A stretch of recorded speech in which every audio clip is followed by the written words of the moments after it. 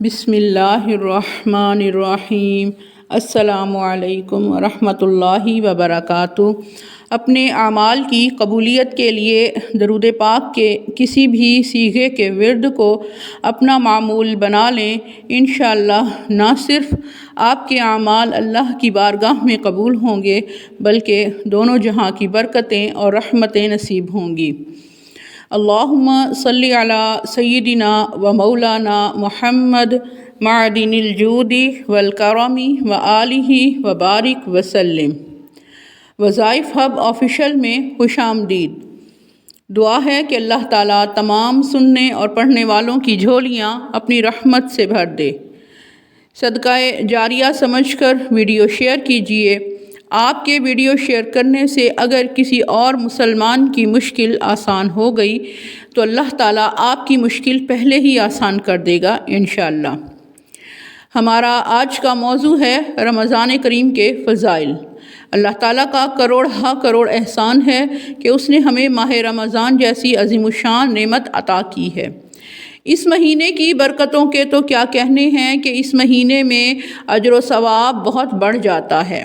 نفل کا ثواب فرض کے برابر اور فرض کا ثواب 70 گناہ کر دیا جاتا ہے، بلکہ اس مہینے میں تو روزے دار کا سونا بھی عبادت میں شمار کیا جاتا ہے۔ عرش اٹھانے والے فرشتے روزے داروں کی دعا پر آمین کہتے ہیں۔ ایک اور حدیث پاک کے مطابق رمضان کے روزہ دار کے لیے دریا کی مچھلیاں افطار تک دعائے مغفرت کرتی رہتی ہیں۔ الجامع الصغیر میں ہے کہ روزہ باطنی عبادت ہے، کیونکہ ہمارے بتائے بغیر کسی کو یہ علم نہیں ہو سکتا کہ ہمارا روزہ ہے، اور اللہ تعالیٰ باطنی عبادت کو زیادہ پسند فرماتا ہے۔ ایک حدیث پاک کے مطابق روزہ عبادت کا دروازہ ہے۔ اس مہینے کی ایک خصوصیت یہ بھی ہے کہ اسی مہینے میں اللہ تعالیٰ نے قرآن پاک نازل فرمایا ہے، جس کے بارے میں تفصیل سورہ بقرہ کی آیت نمبر 180 میں موجود ہے۔ شعب الایمان کتاب میں حضرت ابو سعید خدری رضی اللہ عنہ سے روایت ہے کہ نبی کریم صلی اللہ تعالیٰ علیہ وسلم نے فرمایا، جب ماہ رمضان کی پہلی رات آتی ہے تو آسمانوں اور جنت کے دروازے کھول دیے جاتے ہیں اور آخری رات تک بند نہیں ہوتے۔ جو کوئی بندہ اس مبارک مہینے کی کسی بھی رات میں نماز پڑھتا ہے تو اللہ تعالیٰ اس کے ہر سجدے کے بدلے میں اس کے لیے 1500 نیکیاں لکھتا ہے، اور اس کے لیے جنت میں سرخ یاقوت کا گھر بناتا ہے جس میں 60,000 دروازے ہوں گے، اور ہر دروازے کے چوپٹ ہیں جو کہ سونے کے بنے ہوئے ہوں گے، جن میں یاقوت سرخ جڑے ہوں گے۔ جو کوئی بھی ماہ رمضان کا پہلا روزہ رکھتا ہے تو اللہ تعالیٰ مہینے کے آخری دن تک اس کے گناہ معاف کر دیتا ہے، اور اس کے لیے صبح سے شام تک 70,000 فرشتے دعائے مغفرت کرتے ہیں۔ رات اور دن میں جو بھی سجدہ کرتا ہے اس کے ہر سجدے کے بدلے میں اسے جنت میں ایک درخت عطا کیا جاتا ہے، اور وہ درخت اتنا بڑا ہے کہ اس کے سائے میں گھوڑے سوار 500 برس تک چلتا رہے گا۔ الترغیب و ترہیب جلد نمبر 2 میں حضرت جابر بن عبداللہ رضی اللہ عنہ سے روایت ہے کہ نبی کریم صلی اللہ تعالیٰ علیہ وسلم نے فرمایا کہ میری امت کو رمضان شریف میں 5 چیزیں ایسی عطا کی گئی ہیں جو مجھ سے پہلے کسی نبی علیہ السلام کو نہیں ملی ہیں۔ نمبر 1، جب رمضان المبارک کی پہلی رات ہوتی ہے تو اللہ تعالیٰ ان کی طرف رحمت کی نظر فرماتا ہے، اور جس کی طرف اللہ تعالیٰ رحمت کی نظر فرمائے اسے کبھی بھی عذاب نہیں دے گا۔ نمبر 2، شام کے وقت ان کے منہ سے جو بو بھوک کی وجہ سے ہوتی ہے اللہ تعالیٰ کے نزدیک مشک کی خوشبو سے بھی زیادہ بہتر ہے۔ نمبر 3، فرشتے ہر رات اور دن ان کے لیے مغفرت کی دعائیں کرتے رہتے ہیں۔ نمبر 4، اللہ تعالیٰ جنت کو حکم فرماتا ہے کہ میرے نیک بندوں کے لیے مزین یعنی آراستہ ہو جا، ان قریب وہ دنیا کی مشقت سے میرے گھر اور کرم میں راحت پائیں گے۔ نمبر 5، جب ماہ رمضان کی آخری رات آتی ہے تو اللہ تعالیٰ سب کی مغفرت فرما دیتا ہے۔ قوم میں ایک شخص نے کھڑے ہو کر عرض کیا کہ یا رسول اللہ صلی اللہ تعالیٰ علیہ وآلہ وسلم، کیا یہ لیلۃ القدر کی رات ہے کہ جب سب کی مغفرت ہو جائے گی؟ تو رسول اللہ صلی اللہ تعالیٰ علیہ وآلہ وسلم نے فرمایا کہ نہیں، کیا تم دیکھتے نہیں کہ مزدور جب اپنے کاموں سے فارغ ہو جاتے ہیں تو انہیں ان کی اجرت دی جاتی ہے۔ صحیح مسلم میں حضرت ابو ہریرہ رضی اللہ عنہ سے روایت ہے کہ نبی اکرم صلی اللہ تعالیٰ علیہ وآلہ وسلم نے فرمایا کہ 5 نمازیں اور جمعہ اگلے جمعے تک اور ماہ رمضان اگلے ماہ رمضان تک گناہوں کا کفارہ ہیں، جب تک کہ کبیرہ گناہوں سے بچا جائے۔ تفسیر نعیمی میں ہے کہ اس مبارک مہینے کے 4 نام ہیں: ماہ رمضان، ماہ صبر، ماہ مواسات اور ماہ وسعت رزق۔ روزہ صبر ہے جس کی جزا اللہ تعالیٰ ہے اور اس مہینے میں رکھا جاتا ہے، اسی لیے اسے ماہ صبر کہا جاتا ہے۔ مواسات کے معنی ہے بھلائی کرنا، کیونکہ اس مہینے میں سارے مسلمانوں سے، خاص کر اہل قرابت سے یعنی رشتہ داروں سے بھلائی کرنا زیادہ ثواب ہے، اسی لیے اسے ماہ مواسات بھی کہتے ہیں۔ اور اس میں رزق کی بھی بہت برکت ہوتی ہے۔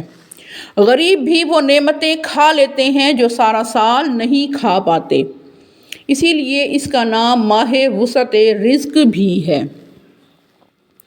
در منصور جلد اول میں حضرت عبداللہ ابن مسعود رضی اللہ عنہ سے روایت ہے کہ نبی کریم صلی اللہ تعالیٰ علیہ وآلہ وسلم نے فرمایا کہ رمضان شریف کی ہر رات آسمانوں میں صبح تک ایک منادی یہ ندا کرتا ہے کہ اے اچھائی مانگنے والے مکمل کر، یعنی اللہ تعالیٰ کی اطاعت کی طرف بڑھ اور خوش ہو جا، اور اے شریر شر سے باز آ جا اور عبرت حاصل کر۔ ہے کوئی مغفرت کا طالب کہ اس کی طلب پوری کی جائے؟ ہے کوئی توبہ کرنے والا کہ اس کی توبہ قبول کی جائے؟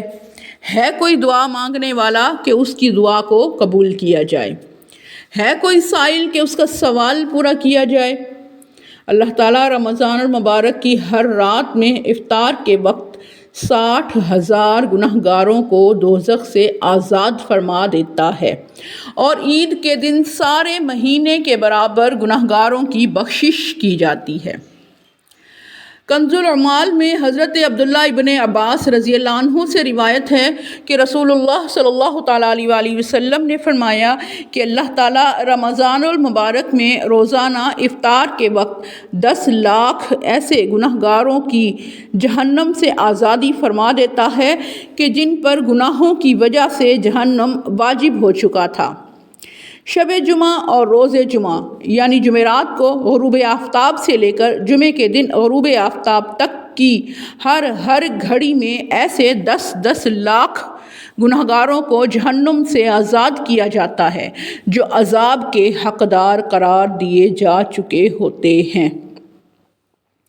اس یاں سے کبھی ہم نے کنارہ نہ کیا پر تو نے دل آزردہ ہمارا نہ کیا، اس یاں سے کبھی ہم نے کنارہ نہ کیا پر تو نے دل آزردہ ہمارا نہ کیا، ہم نے تو جہنم کی بہت کی تجویز، ہم نے تو جہنم کی بہت کی تجویز، لیکن تیری رحمت نے گوارا نہ کیا۔ تنبیہ الغافلین میں امیر المومنین حضرت عمر فاروق رضی اللہ عنہ سے روایت ہے کہ اس مہینے کو خوش آمدید ہے جو ہمیں پاک کرنے والا ہے۔ پورا رمضان خیر ہی خیر ہے، دن کا روزہ ہو یا رات کا قیام۔ اس مہینے میں خرچ کرنا جہاد میں خرچ کرنے کا درجہ رکھتا ہے۔ جامع الصغیر میں حضرت زمرہ رضی اللہ عنہ سے روایت ہے کہ رسول اللہ صلی اللہ تعالیٰ علیہ وآلہ وسلم نے فرمایا کہ ماہ رمضان میں گھر والوں کے خرچ میں کشادگی کرو، کیونکہ ماہ رمضان میں خرچ کرنا اللہ تعالیٰ کی راہ میں خرچ کرنے کی طرح ہے۔ درۃ الناصحین میں منقول ہے کہ حضرت موسیٰ علیہ السلام سے اللہ تعالیٰ نے فرمایا کہ میں نے امت محمدیہ صلی اللہ تعالیٰ علیہ وآلہ وسلم کو 2 نور عطا کیے ہیں جو 2 اندھیروں کے نقصان سے محفوظ رکھیں گے۔ حضرت موسیٰ علیہ السلام نے عرض کی کہ یا اللہ جو 2 نور دیے ہیں وہ کون سے ہیں؟ تو باری تعالیٰ نے ارشاد فرمایا کہ نور رمضان اور نور قرآن۔ سیدنا موسیٰ علیہ السلام نے عرض کیا کہ دو اندھیرے کون سے ہیں؟ تو رب کریم نے ارشاد فرمایا کہ ایک قبر کا اندھیرا ہے اور دوسرا قیامت کا اندھیرا ہے۔ مسند امام احمد جلد 2 میں ہے کہ رسول اللہ صلی اللہ علیہ وآلہ وسلم نے فرمایا کہ روزہ اور قرآن بندے کے لیے قیامت کے دن شفاعت کریں گے۔ روزہ عرض کرے گا کہ اے رب کریم، میں نے کھانے اور خواہشوں سے دن میں اسے روک دیا، میری شفاعت اس کے حق میں قبول فرما۔ قرآن کہے گا کہ میں نے اسے رات میں سونے سے روکا، یعنی اس نے تراویح میں قرآن پڑھا یا سنا، میری شفاعت اس کے لیے قبول کر۔ بس اللہ تعالیٰ دونوں کی شفاعت قبول فرمائے گا۔ نزہۃ المجالس جلد اول میں حضرت علی کرم اللہ وجہ الکریم سے روایت ہے کہ اگر اللہ تعالیٰ ہم امت محمدی صلی اللہ علیہ وآلہ وسلم پر عذاب کرنا مقصود ہوتا اللہ تعالیٰ کو، تو ان کو رمضان اور سورہ اخلاص جیسی عبادت ہرگز عطا نہ فرماتا۔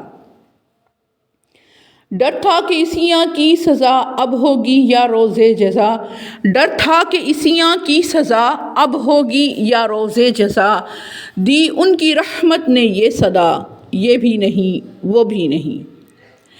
در منصور میں حضرت عائشہ صدیقہ رضی اللہ تعالی عنہ سے روایت ہے کہ جب رمضان المبارک کا مہینہ آتا تو نبی اکرم صلی اللہ تعالیٰ علیہ وآلہ وسلم اللہ کی عبادت کے لیے کمر بستہ ہو جاتے تھے اور سارا مہینہ اپنے بستر پر تشریف نہیں لاتے تھے۔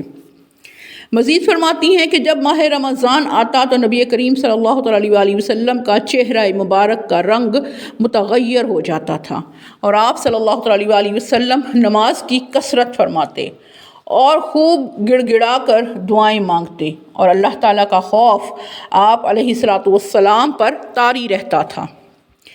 صحیح بخاری جلد اول میں حضرت عبداللہ ابن عباس رضی اللہ عنہ سے روایت ہے کہ رسول اللہ صلی اللہ علیہ وآلہ وسلم لوگوں میں سب سے بڑھ کر سخی ہیں، اور سخاوت کا دریا سب سے زیادہ اس وقت جوش پر ہوتا ہے جب رمضان میں آپ صلی اللہ علیہ وآلہ وسلم سے جبریل امین علیہ السلام ملاقات کے لیے حاضر ہوتے ہیں۔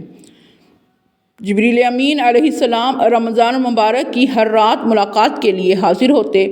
رسول اللہ صلی اللہ علیہ وآلہ وسلم ان کے ساتھ قرآن پاک کا دور فرماتے۔